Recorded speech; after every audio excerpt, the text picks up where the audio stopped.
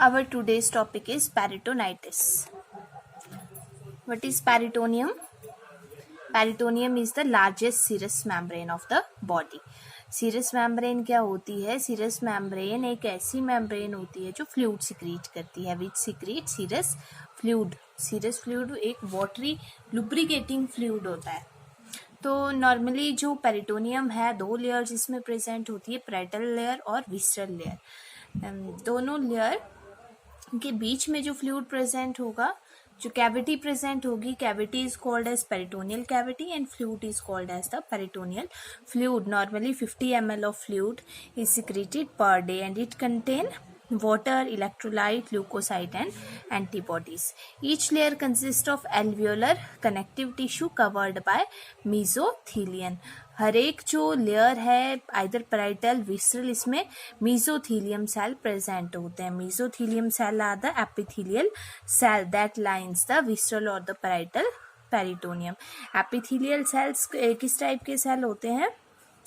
These are the thin tissue, है ना. एक लेयर होगी जो कि किसी कैविटी को आउटर कवरिंग प्रोवाइड करती है. तो mesothelium secretes serous fluid, watery lubricating fluid that allowed organ to glide easily over one and other or to slide against the wall of the cavity. Due to this peritoneal fluid, जो एक और दूसरे organ है वो एक दूसरे के ऊपर easily slide हो सकते हैं without any type of friction. So the peritoneum membrane is a semi-permeable membrane. Semi-permeable membrane, which means which allow the solute or solvent to pass through them. That line the abdominal wall.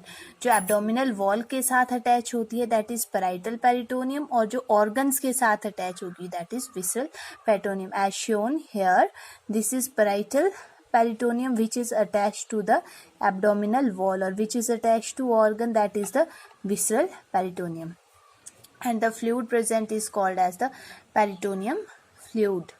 This is peritoneal cavity and the fluid present is peritoneal fluid, which help in the gliding of the one organ onto the another organ. After that definition, peritonitis. Itis means inflammation. Peritone means peritoneal cavity.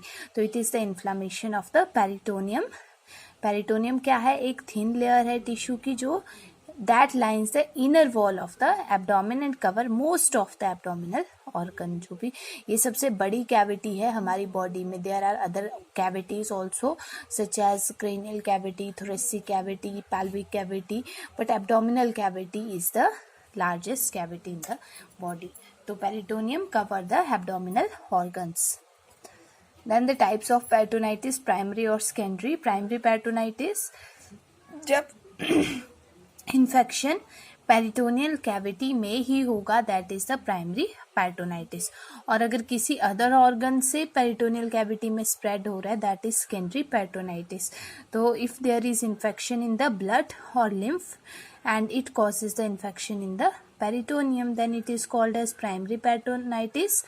In primary peritonitis an infection develop in the peritoneum, है ना. जब infection directly कहाँ पे present हो रहा है? peritoneal cavity में, तो उसको प्राइमरी पेरिटोनाइटिस बोलेंगे. बट अगर किसी अदर ऑर्गन में इन्फेक्शन है, जैसे कि बाइलरी सिस्टम में, जीआई ट्रैक में, और वहाँ से वो इन्फेक्शन पेरिटोनियम में स्प्रेड हो रहा है, तो उसको बोलेंगे secondary peritonitis. After that, the causes and risk factor. Causes include any type of medical procedure such as peritoneal dialysis. अगर peritoneal dialysis के टाइम पे हम aseptic technique का यूज़ नहीं करेंगे, the infection may spread to the peritoneal. And the peritoneal dialysis uses tube or catheter to remove waste product from the blood when the kidney can no longer adequately do so. So the infection may spread at the time of peritoneal dialysis due to the unclean surrounding, poor hygiene or contaminated equipment.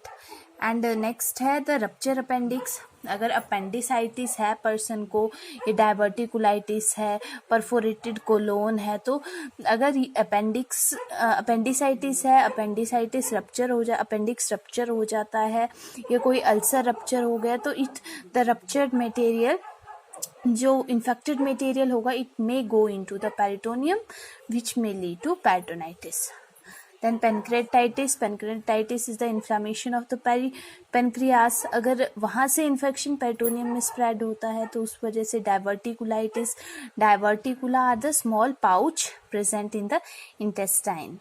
अगर उन pouches की inflammation हो तो that is diverticulitis, और अगर वो pouch rupture हो जाए तो जो वेस्ट प्रोडक्ट होगा इट में go directly into the peritoneum. Next is trauma by any type of bacteria और chemical or accidental trauma. Or one of the cause is also liver cirrhosis. Due to liver cirrhosis there might be ascites, and the ascites, in case of ascites the fluid may become infected which may lead to peritonitis. After that the pathophysiology due to etiological factor such as pancreatitis, ruptured appendicitis, etc. There is the inflammation of the peritoneal cavity. अगर inflammation होगी that may lead to abscess formation. Due to abscess formation the spread of infection throughout the body. क्योंकि peritoneum cavity में maximum जो हमारे organ है they are present, और if there is inflammation of the peritoneum then the infection may spread from the blood to the other organs and there might be the organ failure. So death in severe cases. If the infection may spread to other organ then there might be the chances of death. After that sign and symptom include abdominal pain, abdominal distension, fever, chills, passing fever, no stool or gas, excessive fatigue, passing less urine, nausea, vomiting, loss of appetite, electrolyte imbalance. Electrolyte imbalance क्यों होगा? Because there is shifting of fluid from intravascular extravascular to the peritoneal cavity. There may be ascites, so there is electrolyte imbalance. The electrolyte may also pass into the peritoneal cavity.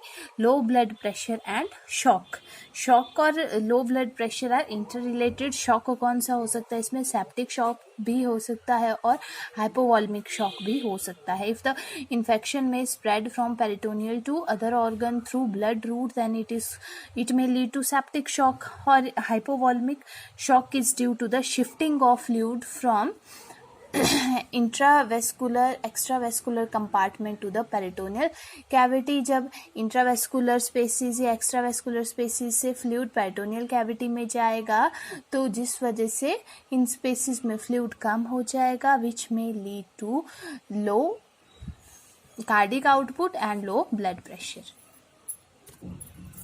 Then the diagnostic test include history collection में symptom की history पूछेंगे कि कब से patient को symptom है, क्या symptom present है. मेडिकल हिस्ट्री लेंगे कि कोई अदर इन्फेक्शन तो पर्सन को प्रेजेंट नहीं है. फिजिकल एग्जामिनेशन करेंगे. फिजिकल एग्जामिनेशन में एब्डोमिनल टेंडरनेस चेक करेंगे और एब्डोमिनल टेंशन चेक करेंगे. After that peritoneal fluid analysis. इसमें जो प्रोसीजर होता है उसको पैरासेंटेसिस बोलते हैं, जिसमें एक नीडल इंसर्ट की जाती है पेरिटोनियल कैविटी में to take the sample for diagnostic purpose कि जो इन्फेक्शन है इन्फेक्शन मटेरियल को चेक करने के लिए. आफ्टर दैट और जो पेरिटोनियल फ्लूइड होगा उसमें WBC काउंट भी इंक्रीज होगा.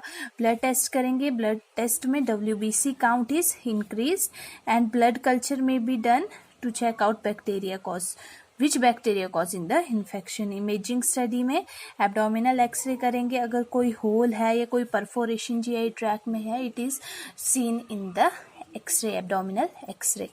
आफ्टर दैट द ट्रीटमेंट में एंटीबायोटिक्स देंगे पेशेंट को बिकॉज बैक्टीरियल इन्फेक्शन है तो antibiotics ampicillin such as ampicillin. Surgery is laparotomy to correct any gross anatomical damage that may have caused peritonitis.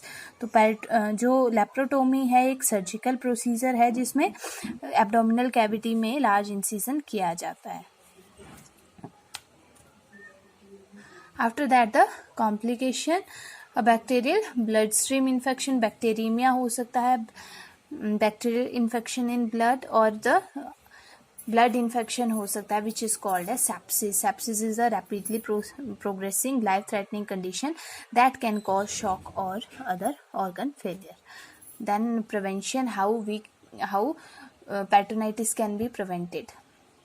Main cause क्या है इसका? Peritoneal dialysis, या कोई ऑर्गन रप्चर हुआ, एब्डोमिनल ऑर्गन रप्चर हुआ, perforate हुआ, उसमें कोई इन्फेक्शन हुआ विच में spread to peritoneum.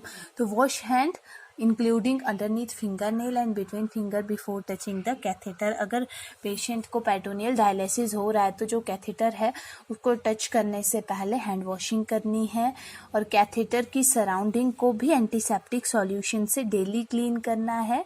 And talk with dialysis care team about proper care of peritoneal dialysis catheter. Proper handling करनी है डायलिसिस कैथेटर की. After that nursing care plan. Nursing diagnosis include deficit fluid volume, क्योंकि जो intravascular एक्स्ट्रावेस्कुलर spaces है उसमें fluid की deficiency होगी, तो deficit fluid volume related to fluid shift from extracellular to intravascular compartment into the peritoneal space. क्या कर सकते हैं? Monitor vital sign, noting presence of hypotension, इसमें ब्लड प्रेशर डिक्रीज हो जाएगा ना, वो चेक करना है. Tachycardia, tachypnea and fever. After that observe skin and mucous membrane dryness and turgor. Change position frequently, provide frequent skin care and maintain dry wrinkle free bedding, and measure urine specific gravity. This is all about the topic.